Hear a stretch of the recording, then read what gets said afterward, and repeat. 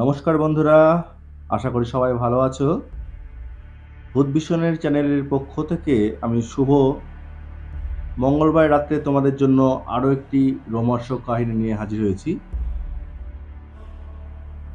আজকের ঘটনাটি আমার অফিসেরই একজন সহকর্মী রাশেদিন আলী মোস্তাকের কাছ থেকে সরাসরি শুনেছি।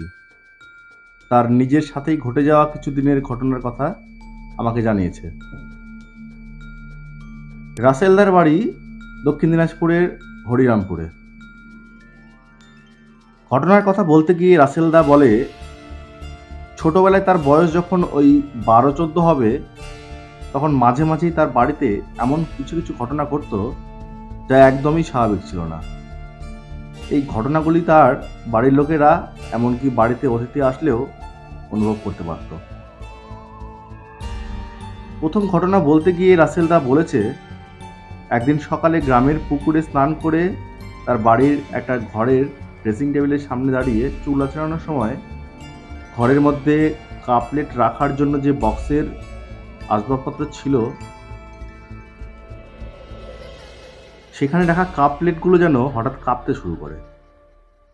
শুরুতে ভূমিকম্প হচ্ছে ভাবলেও তার ভুল ভাঙে যখন সে দেখে কাপ প্লেটগুলো সেই বক্সটির মধ্যে থেকে ধীরে ধীরে ওপরে ভেসে উঠছে, আর সাথে সাথে তার সামনে থাকা ড্রেসিং টেবিলের, এমনকি কাপ প্লেট রাখা সেই বক্সটিও মাটি থেকে 2-3 ফুট ওপরে কে যেন তুলে ধরে আছে। আর ঘরে যেন খুব একটা জোরে আওয়াজ হতে শুরু করে, যেন মনে হয় যুদ্ধের দামামা বেজে উঠেছে।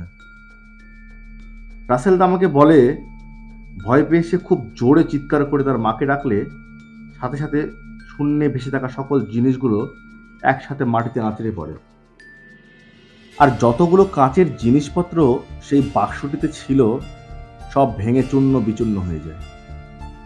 বাইরে দৌড়ে এসে সবাইকে চিৎকার করে ডাকাডাকি শুরু করলে সবাই দৌড়ে তার কাছে আসে।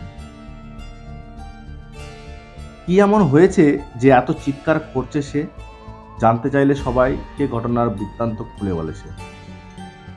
রাসেল তার মাকে জিজ্ঞেস করে যে সে এত জোরে চিৎকার করে তার মাকে মিনিট 5 আগে যে ডেকেছিল, তার মাকে সেটা শুনতে পেয়েছে, বা বাড়ির আর কেউ কি শুনতে পায়নি সেই রাত? সকলে বলে, না তো, আমরা তো এইমাত্র তোর চিৎকার শুনে দৌড়ে এলাম। যে ঘরের ঘটনাটি ঘটেছিল তার কিছুটা বাদেই রাসেল দাদের বাড়ির রান্নাঘর, সেখানে থেকেও বাড়ির এক সদস্য তার চিৎকার করে মা ডাক শুনতে পায়নি। তখন রাসেল দা জিজ্ঞেস করে যে ভূমিকম্প এসেছিল কিনা। সবাই অসম্মতি জানালে বাড়ির সবাইকে সেই ঘরে নিয়ে যায় সে। ঘরে গিয়ে সবাই দেখে যেন সেই ঘরের মধ্যে দিয়ে একটা ঝড় বয়ে গেছে, বা কোনো পাগল ঘরের সমস্ত জিনিস ফেলে ভেঙে আর ছড়িয়ে ছিটিয়ে দিয়ে গেছে।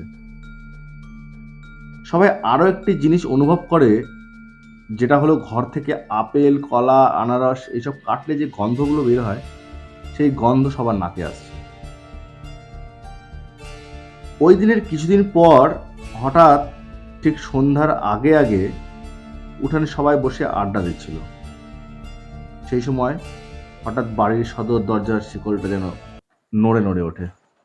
শিকল নড়লে যে আওয়াজটা হয় সেটা শুনে সবাই সেই দিকে তাকালে লক্ষ্য করে বন্ধ করা শিকল খুব জোরে নড়তে শুরু করেছে, আর আচমকা কোনো একটা অস্বাভাবিক আর খুব শক্তিশালী আঘাত শিকলটা যেন খুলে দিয়ে যায়, আর দরম করে আওয়াজ করে গোটা দরজাটা খুলে যায়, আর মনে হয় খুব জোরালো একটা বাতাস যেন বাড়ির ভেতরে ঢুকে সেই ঘরটা, যেটা আগের ঘটনাটিতে রাসেলদা বলেছিল, সেই ঘরের সামনে গিয়ে থেমে যায়।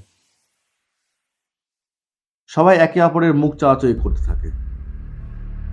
ঠিক কয়েক মিনিট নিস্তব্ধতা থাকার পর আবার সেই জোরালো হাওয়া সেই ঘরের দরজা থেকে শুরু হয়ে সদর দরজা দিয়ে বেরিয়ে যায়। হয়তো এটুকু শোনার পর অনেকে ভাববে যে জোরে হাওয়া হওয়ার কারণে হয়তো এটা হয়েছে, কিন্তু এর পরে রাসেলদা যা বলে আমার গায়ের লোম দাঁড়িয়ে যায়। রাসেলদা বলে, বিশ্বাস করবে না শুভ ভাই, দরজাটা এমনভাবে শিকল দিয়ে বন্ধ করা ছিল যেটা কোনোভাবেই খোলা সম্ভব না।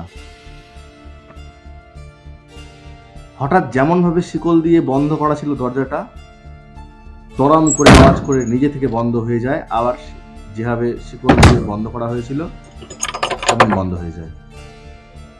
আবার সবাই আগের বারের মতো সেই কাটা ফলের গন্ধটা পেয়েছিল। এরপর থেকে প্রত্যেক শুক্রবারে বাড়িতে এরকম গন্ধ সবাই অনুভব করে আসছিল। ঘটনার কথা গ্রামের লোকের কাছে জানাজানি হয়ে যায়। বেশ কিছুদিন সেই গন্ধটা পাওয়া গেলেও অন্য কিছুদিন তারা লক্ষ্য করে না যে অন্য কিছু অস্বাভাবিক ঘটনা সেই বাড়িতে আর ঘটছে। কিন্তু একসময় তাদের বাড়িতে ছোট একটা অনুষ্ঠান হলে বাড়িতে আত্মীয় স্বজন আসে, বেশিরভাগ লোক ফিরে যায়। কয়েকজনের বাড়ি দূরে থাকায় রাত্রিতে রাসেল দাদের বাড়িতেই কয়েকজন থেকে যায়। সেদিন রাত্রে ঘটে আরেকটি ঘটনা। যেই ঘরে রাসেলরা থাকতো সেই ঘরটি একটু ছোট মাপের। বাড়ির এক আত্মীয়কে সেই ঘরে রাত্রে খাওয়া হয়ে গেলে একা শুতে দেওয়া হয়। শীতের রাত, ঘরের দরজা বন্ধ করে গায়ে কাঁথা নিয়ে শুয়ে পড়েছিল সেই অতিথি। ঠিক একটু ঘুম ঘুম ভাব আসতেই সেই অতিথি বুঝতে পারে কেউ যেন তার গায়ের পোশাকগুলো খুলে নিচ্ছে।